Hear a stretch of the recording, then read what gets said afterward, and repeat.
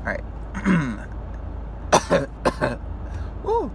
Hi everyone. It's me back again with another video of Dancing with the Stars week, or season 27, week 3. Yeah, 3. Dang it! I am, dang it! I already filmed this video once, and as you can see, I'm having some technical difficulties. I already filmed this video once, but like for the last half of it, it was dark, so I'm gonna film it again. Yeah, so week 3, Dancing with the Stars, most memorable year. Let's just go ahead and get started. First, I just want to say that this what's it called?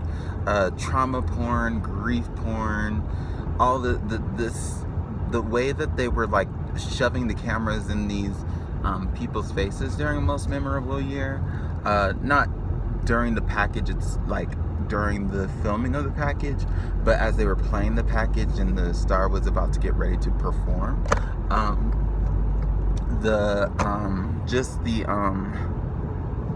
It's just so invasive and so gross and so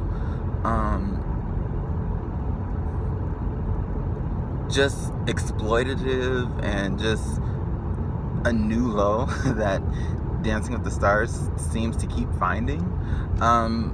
Most Memorable Year is already a kind of exploitative thing anyway, just because you're making these people live through their pain and suffering and stuff, as well as some great times, but a lot of them choose like pain and suffering and awful stories to tell, and all these people are like doing that for our entertainment. It feels off, if you understand what I'm talking about. It just feels off. We're being entertained at the expense of at the expense of them, it just feels strange. So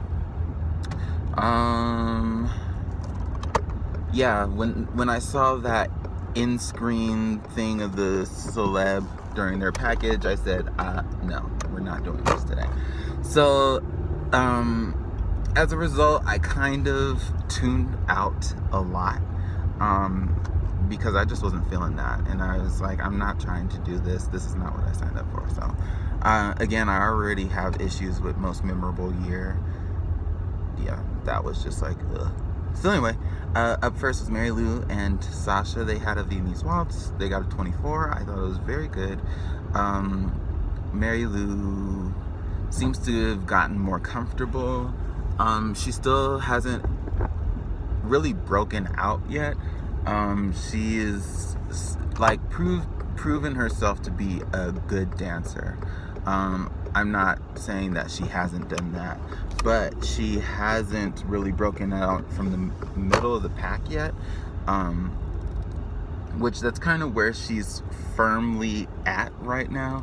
And she's kind of the only person there at this point, because the rest of the middle of the pack has been eliminated, or is potentially going to get eliminated next week. So yeah, I thought it was good. I do think she needs to work on her smoothing things out again, or some more. It's a lot better than it used to be, but it still feels kind of like her old gymnastics habits are still there. Yeah, that's it for that Viennese waltz. I thought it was fine. Again, 24. Good way to start the show. And I thought the year that she picked was good enough to start the show, so that you didn't start off with everyone crying, but it was like emotional enough to where it's like, okay, people get brought into it. Okay, I get it. So up next was Milo and Whitney. They had a jive, and they got a 27. I honestly thought this was a great dance. I loved it from start to end. Whitney's choreography this season has been amazing. Milo is leaps and bounds better than what I had even imagined for him. As a as a 17-year-old boy. There's a maturity about him, where he like, I wouldn't say like mature per se, because he still has that kid like aura around him, of course, because he's still 17. He still has all of that. He still is very much a kid, but he also is there to work and do well, and make his partner proud, and I'm sure make his mom proud, and make, really prove himself to others. And I think he's really doing that. And he's a very likable person. I will say the only thing about this jive which kept it from being a 27 for me is that his arms were a little weird at times, as well as his feet weren't as pointed as they needed to be at times. Otherwise, I thought it was great. I thought he handled it very, very well. Again, I'm surprised by him. Up next was Nancy and Val. They had a rumba and they got a 22. Here's my thing about Nancy, right? She's not a bad dancer. And really this has a lot to do with Val also. So she's not a bad dancer, but she's not a great dancer. She's okay. However, she had the potential to be better than what she was, right? When she left, because she ended up being eliminated.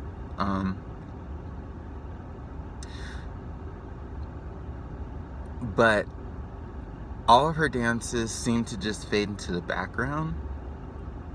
And it doesn't help that her personality was really laid back and really chilled out. And, she wasn't, I'm not going to say like she's not a big personality, because I feel like that's wrong to say. Because I know people could potentially say stuff about me like that. And while I understand what they're talking about, it feels like my personality is negative, right? But with her personality being the way that it is, you're not going to want to ask for her Val. If I were Val, I'm not going to ask for her to be something that she's not. I may ask for her to loosen up a bit if she were nervous, and you can tell at times she was nervous. So kind of asking for her to loosen up and like enjoy herself more. That's not really changing her personality. That's just getting more comfortable, getting used to everything. That's one thing.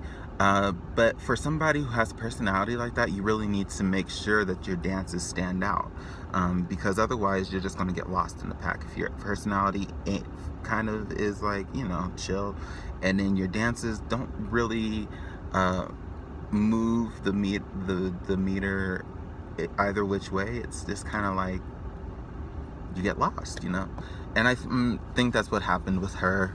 Again, this dance wasn't bad, but it wasn't very amazing. Her technique was fine for the most part, except for her complete lack of hip action. She had like one tiny mistake, but she usually does, when she makes mistakes, they're really tiny and they don't really mess her up too much. So again, a competent dancer, somebody who could have, done a lot. Her second quick step actually showed that she could handle a lot, and a lot relative to what you kind of would expect for her, but they just didn't have the chance to. And I mean, it sucks, but in a season like that, or in a season like this, when it feels like everybody is at least okay, right? Even the people who have left were okay. There's only one bad dancer and he's still there, but he has a huge fan base that's like voting him through, which is why he's still there.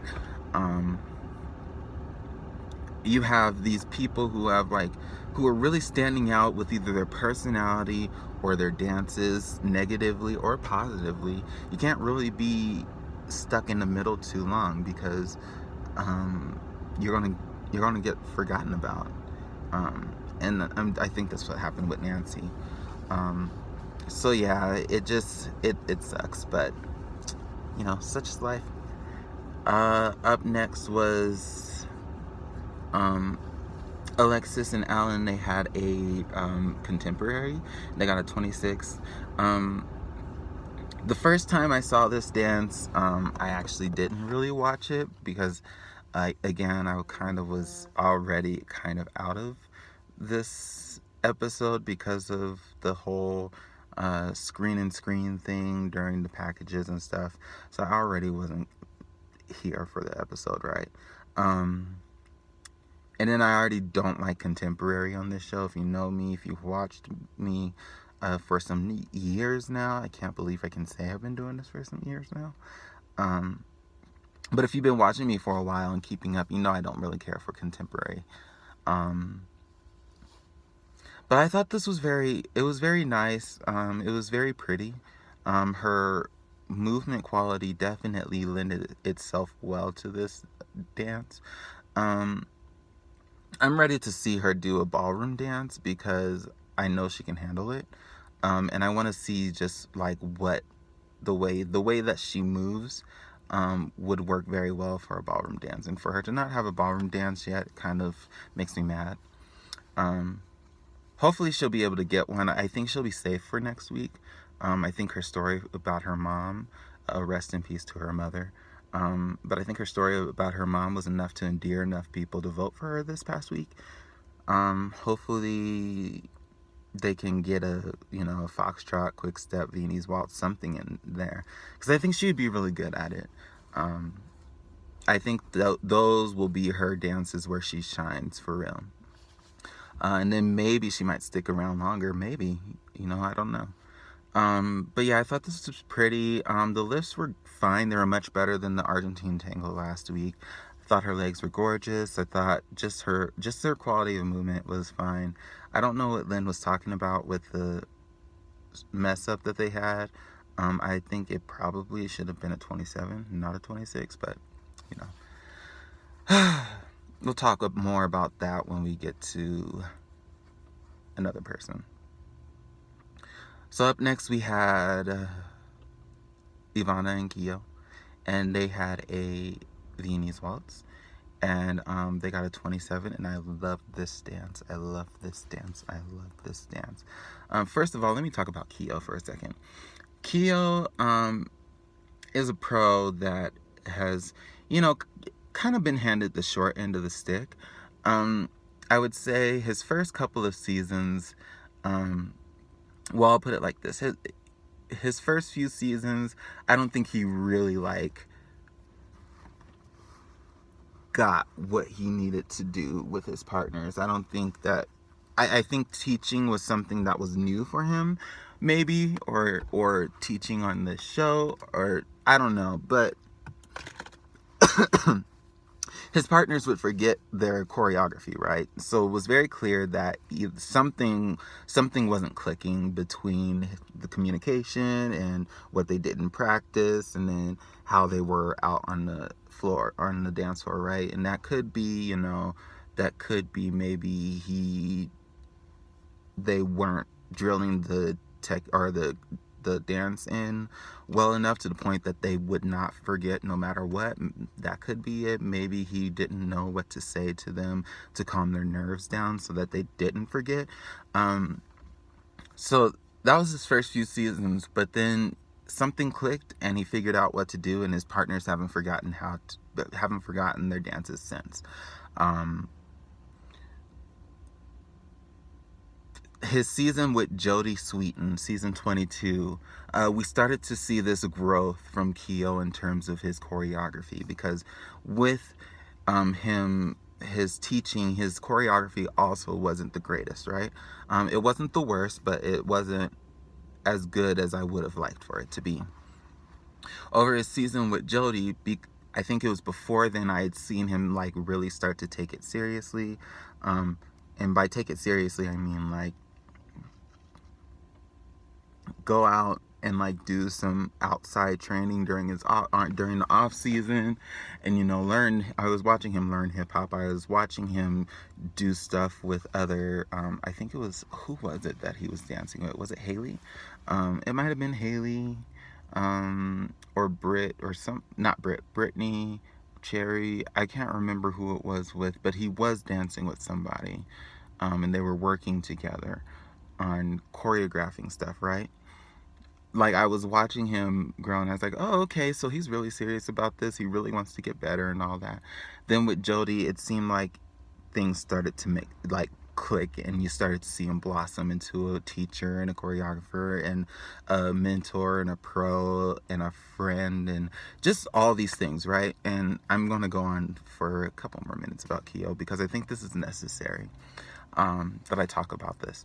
And I might throw out another video about Keo just because his treatment on the show has been kind of less than, but yeah. Anyway, so, you know, he's he had this breakthrough with Jody. They had some dances that were great. One of my favorite dances from that season was his Jive with Jody, which I just watched today, and it's still a phenomenal dance.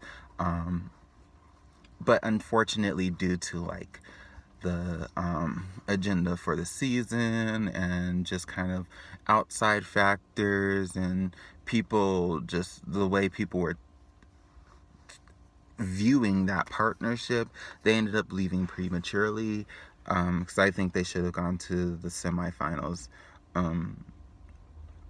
Yeah, they definitely should have gone to the semifinals, but that didn't happen. Okay, so then the next season he wasn't pro, so you know that felt kind of like off, right? And then after that, he got back to being a pro, but then they started kind of pairing him with people that weren't really, not that they weren't contenders or didn't have the potential to be contenders, but people that you knew were going to be early outs. Like Sharo, for example. Somebody who's going to be an early out. He handled that partnership beautifully, because I don't think any other male pro that season could have partnered Sharo the way that he did, because he was very patient and very, just kind of, he's a pro that can roll with the punches a lot more than a lot of the other male pros. And I think that's something that's very good about him. I'm going to keep talking some more. Or then he had like Barbara, and then he had Jenny Finch, two people that weren't going to really go very far. And then now you have him with Ivana. And Ivana is somebody who on the surface, once you start kind of digging into things, you can see that she has potential. But on the surface, she doesn't really seem like a partner with potential, right? Or not with potential, because she's young, she seems fairly a fit, and all that, so there's potential there, and she has rhythm, so there's potential, right? You can work with that, but you wouldn't be able to like say like, oh, this person is like finals bound or something. This person might be like, oh, you might be in for a few weeks, or maybe you don't really know how to work with that potential and they're an early out, who knows. But what he's done with her this season is a continuation of how he worked with Jody, in that I'm seeing him grow and blossom even more as a pro, as a choreographer, as all these things that you need to be. And Ivana is a perfect partner for him. I think both of their personalities match up very well, and I think she's definitely the person that he needs, to kind of lift his spirits back up if things, not if things don't go his way, but if like he gets kind of smacked around, which the judges kind of do with him sometimes. If he gets smacked around and stuff, she can lift him back up, right? Like they did for their week one Foxtrot, where she kind of felt a way about it, he kind of felt a way, so they kind of ended up lifting each other up. I really enjoy that. I enjoy how just, anyway, I say all of that to say this Viennese waltz was amazing. I loved it. It kind of verged on frantic, but given the fact that it was Harry Potter themed and it was magical and all that stuff, I let it pass, especially because it's Hedwig's theme and there's so many like kind of tempo changes in that song, that it lends itself well to that. So I would caution him on getting too excited with the choreography, but I thought that they did a great job. I thought that even the mistakes that Ivana did make, where she kind of lost her footing a bit, she did not let her feet get from underneath her. She like fought to make sure that she did not fall over or that she did not lose her balance or things. And I really applaud her for that. And I applaud Keo for drilling in her head the choreography, because she could have been lost in those moments where it's like can cause you to get frazzled and to forget things, right? So I say all that to say Keo has grown so much, and it's amazing to watch him grow as much as he has, and just see like how seriously he's taking this. And really, for me, he's becoming a pro that kind of he's becoming a male pro for me that feels like he's willing to take risks, and he's willing to really just look at his partner and look at what his partner does, and show her off in the best way that he possibly can, because a lot of the male pros don't really do that. And I like how he like takes a back seat to her. He like, lets her personality shine through, lets what she can do shine through, while still teaching her the dance. So yeah, anyway, love the dance. Up next, I believe I think it was Joe. Was it Joe? Or was it Juan Pablo? I'm gonna go with Joe, just so I can get him over with. It was Joe and Jenna. They had a Viennese waltz, was it? Whatever. I didn't pay attention to it. Honestly, I didn't. But what I did see, I guess it was better than last week. So, I mean, it has to be better than last week, because last week was awful. Regardless of what the judges said, last week was terrible. So, or last Tuesday. So, as long as he was better than that, that's fine. They got an 18. Good for them. Up next was Juan Pablo. I think I switched them around, but whatever. And Cheryl, they had a samba, and they got a perfect score. Okay, so here's an issue. You can tell that it would be one thing if he just got a perfect score, right? But the hyperbole and the comments that went with it let me know that he is really struggling with the votes. That was not the best samba of all time in Dancing with the Stars at all, by far. Carrie Ann saying he's like the child of Emmett Smith and Mario Lopez and who's Gilles Marini. That was so far out of left field. Like, nothing about him even reminds me of Emmett Smith. Honestly, like, they're so far apart in terms of like what worked for them. I could see the comparison to Gilles, and I can see the comparison to Mario.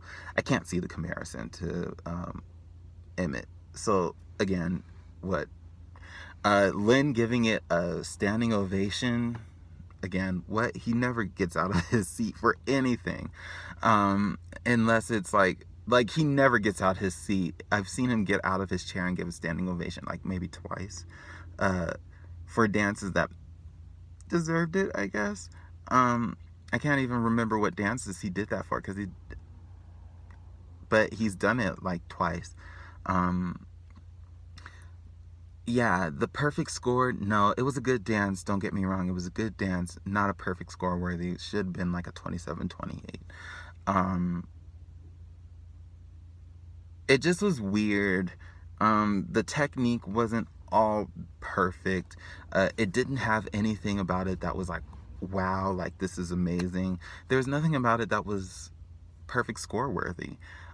So to me, all that showed was that and the fact that they were just kind of, they had never given him praise like that before, and all of a sudden he's like this dancing god or something that just flew in. Like, the way that they were treating him is just like, whoa, whiplash, like, bring it back some. Y'all weren't treating him like this just last week. At least moderate your comments and, you know, work up to that point, versus just like, whoa, oh my gosh, I have never seen anything like this ever in my life, you are so amazing. When just last week you were saying, yeah, you're very good and all this stuff, you need to work on this, but that was a very good performance, and Cheryl, your choreography has been great. So it's just very, just like, it just caused a lot of whiplash. Anyway, did not deserve a perfect score. 27-28, that's it.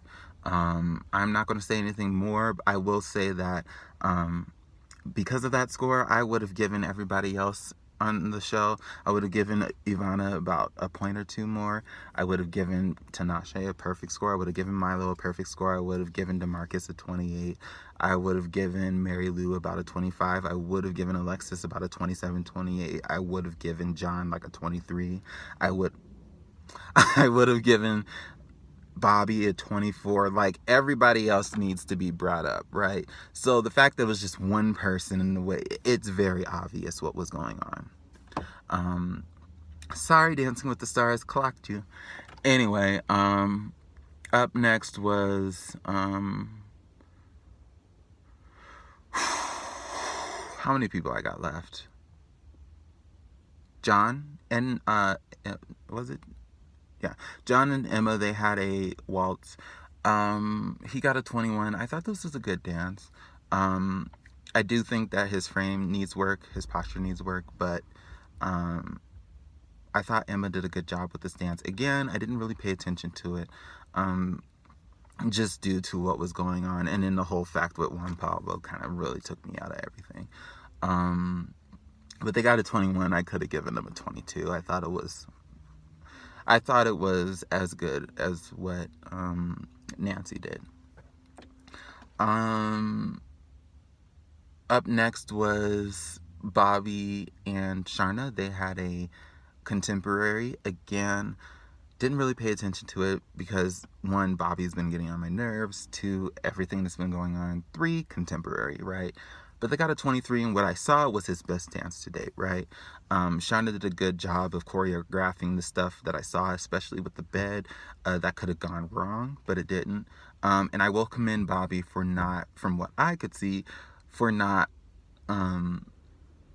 doing the messing around that he loves to do. So, yeah, I would say that the 23 was a good score. I probably would have given him a 24 just because Juan Pablo was so overscored, but and not just overscored but overpraised. But again, 23, that's fine. Up next was Tinashe and Brandon. They had a rumba. They got a 27. I loved this dance. I thought it was beautiful. It was gorgeous. I just love, it was one of the most beautiful rumbas I've seen in quite some time. I just loved the way that it flowed. It just kept flowing, you know. It didn't feel like it stopped at all. And a lot of times for me, it feels like rumbas like get really staccato-y, and like you hit something and then like I don't know, but this dance, and I can see the reasoning for that sometimes, but for me, this dance, I just love the way it just kept going and just flowing, and she just went from move to move to move to move to move to move, and it just all felt like one move, and it was just beautiful to watch. And I will say Brandon's choreography was very, very, very good. I will say that I did see a tiny little mistake right at the beginning. Just a little bit. But otherwise, I thought it was a great dance. Again, since Juan Pablo got like a 30, I would have given her a 32. But realistically, that 27 was just right. 27-28 would be just right for her, for that dance. Really, I don't think anybody deserved 10s this. I don't really think anybody deserved a perfect score this week. I could have seen some 10s thrown out for Milo, for Tinashe, and for DeMarcus, who I'm talking about next. DeMarcus and Lindsay. They had an Argentine tango. Loved it. They got a 26 though, which is a crime. But I love this dance. I thought Lindsay did an amazing job choreographing it. The lifts were incredible. She definitely will make her partners, well, not make her partners, but will use her partners' strength, like sheer strength, to their benefit, because that was, I don't, she just, like, what she did with Alec Scarlatos and Calvin, and now DeMarcus, the lifts that she has choreographed and put in those dances have been some of the greatest I've seen on this show, done by a male celeb. There were a couple of parts where it seemed like the music, it was like when the music got quicker and then he had to run to catch up, and then he like almost like got off balance. That only happened a couple of times, so that's why I wouldn't have given it a perfect score, but I could see a 10 given for it. Because I thought it was just, I thought it was amazing. Yeah, that's it. Nancy ended up leaving. I already talked about why I felt like she left. Next week is week 4. It feels like it's like week 5 already, but going on week 6. But it's week 4. We will be going to do trio week. Already looks like it's going to be a mess. We got a bunch of stars on here who aren't actually Dancing with the Stars alum. I know Amy Purdy is supposed to be in Tinashe's trio, but as of late yesterday, she was still in Colorado and looking for her dancing feet. I know Ivana hadn't learned their dance, and it was about midday, a little after midday yesterday, and they still didn't know their dance. I don't think Lindsay Sterling has been practicing with Bobby. I don't think Joe's partner, another Bachelor person, has been dancing with them, and I also don't think he's a dancer. So good luck, Jenna. I know DeMarcus broke his finger yesterday, and they had to snap it back into place. But at least Rashad is there and practicing. Right? You know, Maddie Ziegler is going to be with Alexis. I don't know how that came to be, but it happened. I guess she's there practicing with them, maybe because she lives in LA. It's a mess. It's going to be a mess, y'all. So hopefully next week is fine, but they're going to turn something as great as Trio Week into a circus, and I am not ready for it. But I don't know. Who knows? We might get some gems, both good and bad. We'll see. So until next time, bye.